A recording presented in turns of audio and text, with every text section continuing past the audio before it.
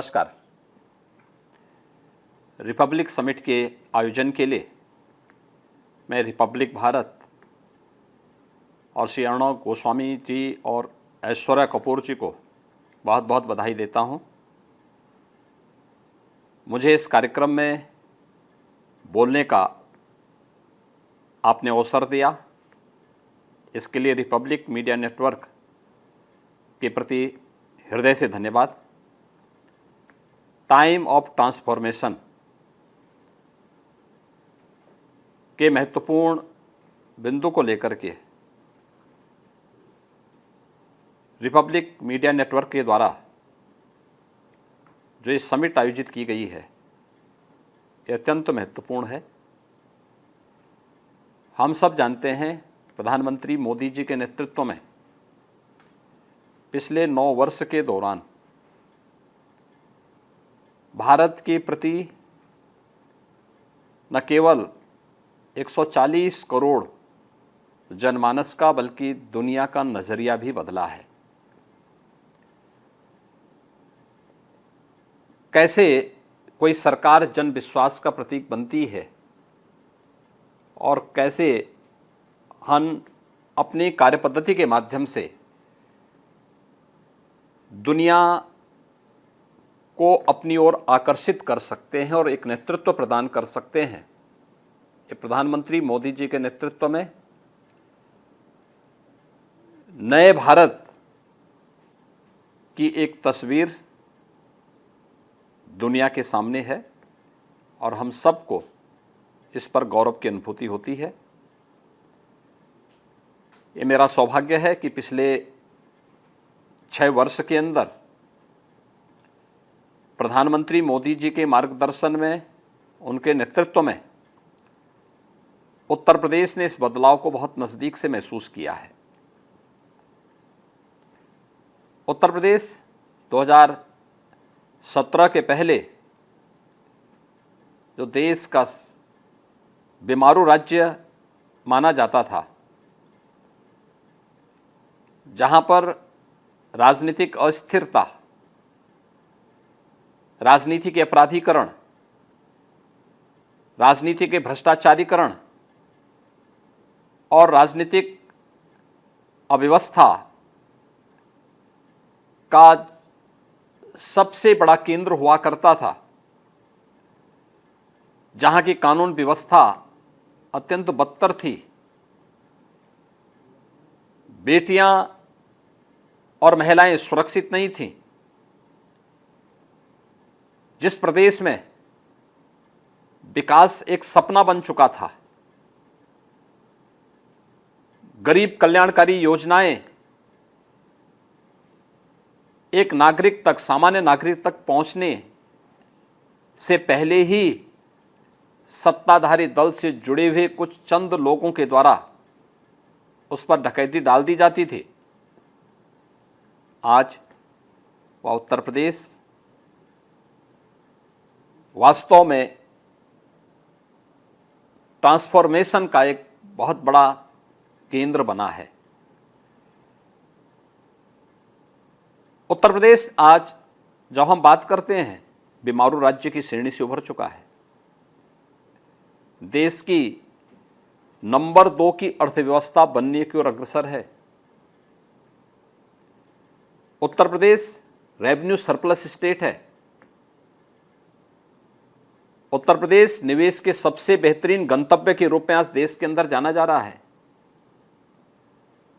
गरीब कल्याणकारी योजनाएं जो केंद्र सरकार के द्वारा संचालित हैं, उनमें देश के अंदर अग्रणी राज्यों में उत्तर प्रदेश की गिनती है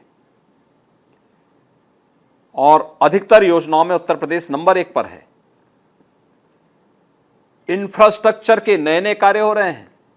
इंटरस्टेट कनेक्टिविटी 4 लेन के साथ जुड़ चुकी है।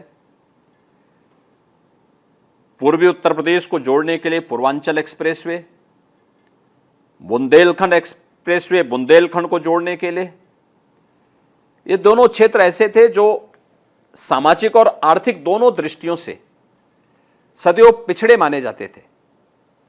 लेकिन पिछले 6 वर्ष के अंदर यहां पर भी सरकार के डबल इंजन सरकार के बेहतरीन परफॉर्मेंस के माध्यम से जो परिवर्तन आया है वह भी स्पष्ट दिखाई देता है। पिछले 6 वर्ष के अंदर उत्तर प्रदेश की प्रति व्यक्ति आय में दोगुनी की बढ़ोतरी हुई है। उत्तर प्रदेश ने अपनी रेवेन्यू को कई गुना बढ़ाया है। उत्तर प्रदेश के अंदर अनएम्प्लॉयमेंट रेट 18-19 से घट करके 3 से 4% तक आ गया है और उत्तर प्रदेश के अंदर पश्चिमी उत्तर प्रदेश को मध्य उत्तर प्रदेश और पूर्वी उत्तर प्रदेश से जोड़ने के लिए गंगा एक्सप्रेसवे का काम युद्धस्तर पर चल रहा है। उत्तर प्रदेश के अंदर एक बात कही जाती थी कि उत्तर प्रदेश में एक्सपोर्ट इसलिए नहीं हो सकता क्योंकि लैंडलॉक्ड स्टेट है, लेकिन प्रधानमंत्री मोदी जी के अनुकंपा से देश का पहला वाटरवे, इनलैंड वाटरवे वाराणसी से हल्दिया के बीच में प्रारंभ हो चुका है। यह हमारे पूर्वी बंदरगाह के लिए जुड़ाव को इस मार्ग ने हमें पूर्वी बंदरगाह से जोड़ दिया है। उत्तर प्रदेश एयर कनेक्टिविटी की दृष्टि से 17 के पहले देखेंगे तो 2 एयरपोर्ट हमारे पूरी तरह क्रियाशील थे, लखनऊ और वाराणसी 2 आंशिक क्रियाशील थे, गोरखपुर और आगरा। आज मुझे बताते हुए प्रसन्नता है कि 9 एयरपोर्ट हमारी पूरी तरह क्रियाशील हैं। 12 नए एयरपोर्ट हम लोग वर्तमान में बना रहे हैं और इस वर्ष के अंत तक उत्तर प्रदेश 5 इंटरनेशनल एयरपोर्ट वाला देश का पहला राज्य होगा। परंपरागत उद्यम को बढ़ावा देने के लिए आज उत्तर प्रदेश के अंदर 1 डिस्ट्रिक्ट 1 प्रोडक्ट जैसी अभिनव योजनाएं प्रारंभ हुई हैं। इसने उत्तर प्रदेश के परंपरागत उद्यम को, एमएसएमई उद्योग को एक नई जान फूंकी है। 96 लाख एमएसएमई यूनिट के साथ देश का सबसे अच्छा एमएसएमई बेस यूपी रख रहा है। करोड़ों नौजवानों को इससे नौकरी और रोजगार प्राप्त हुआ है। आर्थिक स्वावलंबन का एक मार्ग प्रशस्त करने की एक नई व्यवस्था इसके माध्यम से हम सब ने नजदीक से महसूस की है और उत्तर प्रदेश आज अपने परंपरागत उद्यम के माध्यम से अपने एक्सपोर्ट को बढ़ाने में भी सफल हुआ है। बेहतरीन कानून व्यवस्था आज उत्तर प्रदेश की पहचान बन चुकी है। 6 वर्ष में कोई दंगा नहीं हुआ। एनसीआरबी के आंकड़े बहुत स्पष्ट करते हैं कि हर एक प्रकार के अपराध में उत्तर प्रदेश में काफी कटौती हुई है।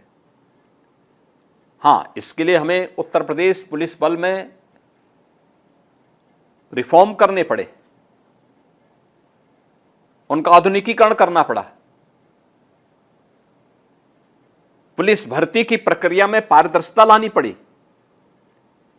1,64,000 से अधिक पुलिस कार्मिकों की भर्ती हुई और मुझे बताते हुए प्रसन्नता है इसमें 20% महिलाएं हैं। भर्ती की कोई शिकायत नहीं, कहीं से कोई गुंजाइश नहीं शिकायत की। पारदर्शी भर्ती की प्रक्रिया के माध्यम से हमने उत्तर प्रदेश में पुलिस ट्रेनिंग की क्षमता को 3 गुना किया। उत्तर प्रदेश में पहले 2 केवल साइबर थाने थे, आज हर रेंज में साइबर थाने हैं और बहुत शीघ्र हर जनपद में, सभी 75 जनपदों में 1-1 साइबर थाने होंगे। पहले उत्तर प्रदेश में केवल 4 एफएसएल की लैब थी, आज उत्तर प्रदेश के सभी जोन में और कमिश्नरेट में हम लोगों ने एफएसएल की लैब स्थापित कर दी है और अब तो उत्तर प्रदेश का पुलिस एंड फॉरेंसिक इंस्टीट्यूट भी प्रारंभ होने जा रहा है।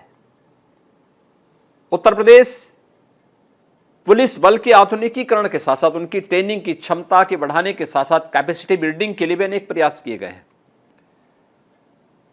उत्तर प्रदेश एसडीआरएफ गठन की प्रक्रिया को हम लोगों ने आगे बढ़ाया। स्पेशल सिक्योरिटी फोर्स एसएसएफ की नई बटालियन गठित की। उत्तर प्रदेश पीएससी की 54 कंपनियां पिछली सरकारों ने समाप्त कर दिया था, उसका पुनर्गठन करके भर्ती की प्रक्रिया को समयबद्ध ढंग से आगे बढ़ाने का काम भी किया गया। और उत्तर प्रदेश के अंदर मिशन शक्ति, जो बेटियों की सुरक्षा के लिए, महिलाओं को बेहतरीन सुरक्षा का आभास कराने के लिए निरंतर आगे बढ़ रहा है, कार्य कर रहा है। उत्तर प्रदेश के सभी 1537 थानों में महिला हेल्प डेस्क और पिंक बूथ की स्थापना हो चुकी है। ये सभी कार्यक्रम निरंतर आगे बढ़ रहे हैं। बेहतरीन कानून व्यवस्था का परिणाम उत्तर प्रदेश निवेश के बेहतरीन गंतव्य के रूप में आगे बढ़ा है। अभी हाल ही में हमारा उत्तर प्रदेश का ग्लोबल इन्वेस्टर समिट संपन्न हुआ। 35 लाख करोड़ रुपए के निवेश के प्रस्ताव उत्तर प्रदेश को प्राप्त हुए हैं। 1 करोड़ से अधिक युवाओं को इसके माध्यम से सीधे सीधे नौकरी मिलेगी और उत्तर प्रदेश के अंदर न केवल इतने नौजवानों को नौकरी मिलेगी बल्कि अन्य तमाम सेक्टर में भी हम लोगों ने इन संभावनाओं को आगे बढ़ाने का काम किया है। खासतौर पर मैंने पहले उल्लेख किया था, वन डिस्ट्रिक्ट वन प्रोडक्ट की जो हमारी अभिनव योजना है, विश्वकर्मा श्रम सम्मान की योजना है।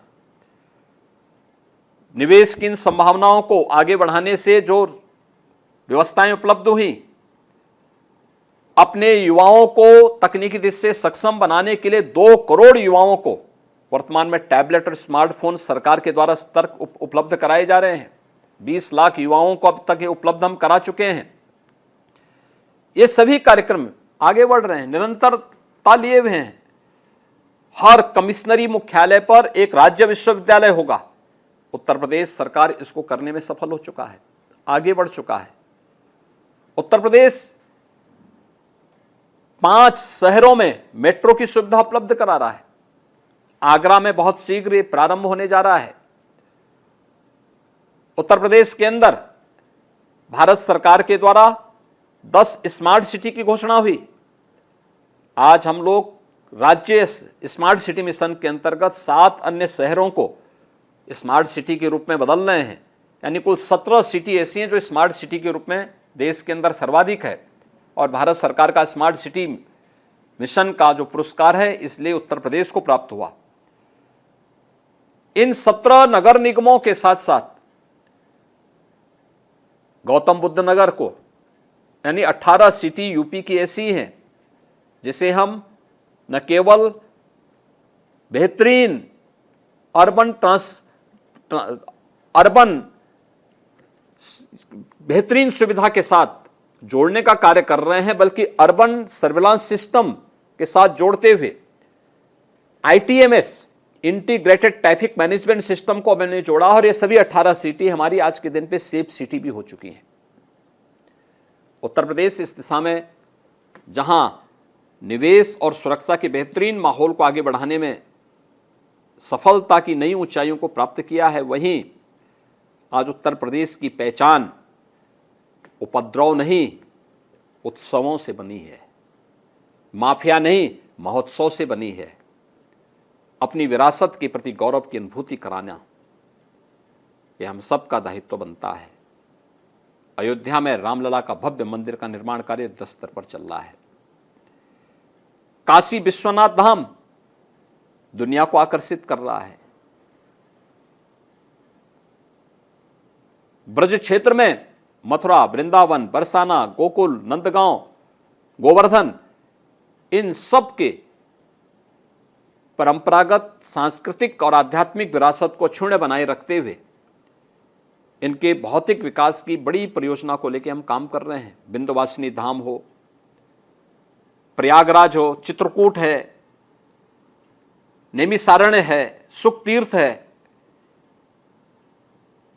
भगवान बुद्ध की महान परिनिर्वाण स्थली कुशीनगर है, संत कबीर की निर्माण स्थली मगहर है, संत रविदास जी की पावन जन्मस्थली काशी है, महर्षि वाल्मीकि की पावन स्थली लालापुर, चित्रकूट, संत तुलसीदास जी की पावन जन्मस्थली राजापुर, इन सब के साथ उत्तर प्रदेश सरकार लगातार जुड़ करके अपनी विरासत को भी सम्मान देकर के इसे उत्सव प्रदेश और महोत्सव प्रदेश के रूप में भी बदलने का कार्य कर रही है। नदियों के संरक्षण के लिए भी विभिन्न कार्य हुए हैं। अब तक लगभग 75 ऐसी लुप्त प्राय नदियां जिनका अस्तित्व समाप्त हो चुका था, उन्हें पुनर्जीवित करने का कार्य उत्तर प्रदेश ने किया है। नमामि गंगे परियोजना से प्रेरित होकर के उत्तर प्रदेश सरकार ने आज बेहतरीन कार्य किया है। नमामि गंगे परियोजना के परिणाम आने लग गए हैं। नमामि गंगे परियोजना का सबसे क्रिटिकल पॉइंट था कानपुर। 14 लाख लीटर सीवर वहां पे गंगा जी में गिरता था, आज एक बूंद सीवर नहीं गिरता है। गंगा जी में कानपुर के बाद गंगा जल अत्यंत जहरीला हो गया था, कोई जलीय जीव नहीं बचा था। आज जलीय जीव भी हैं और गंगा की पहचान वह फिर देखती है। आज गंगा जी के जल को स्नान भी से हो सकता है, यह कर रहा है। ऐसे ही अन्य अलग तीर्थों के सुंदरीकरण के लिए सरकार ने अपने कार्यक्रम आगे बढ़ाए हैं और सरकार निरंतर इस दिशा में प्रयास कर रही है। अन्नदाता किसानों के लिए सरकार ने अपने स्तर पर कार्य प्रारंभ किए हैं। डबल इंजन सरकार निरंतर इसके लिए प्रतिबद्ध होकर के कार्य कर रही है। हर घर नल की योजना प्रभावी ढंग से आगे बढ़ रही है। अब तक 1 करोड़ से अधिक परिवारों को शुद्ध पेयजल की सुविधा उपलब्ध कराई जा चुकी है। 1 डिस्ट्रिक्ट 1 प्रोडक्ट ही नहीं, 1 डिस्ट्रिक्ट 1 मेडिकल कॉलेज की परिकल्पना को भी आज हम साकार कर रहे हैं।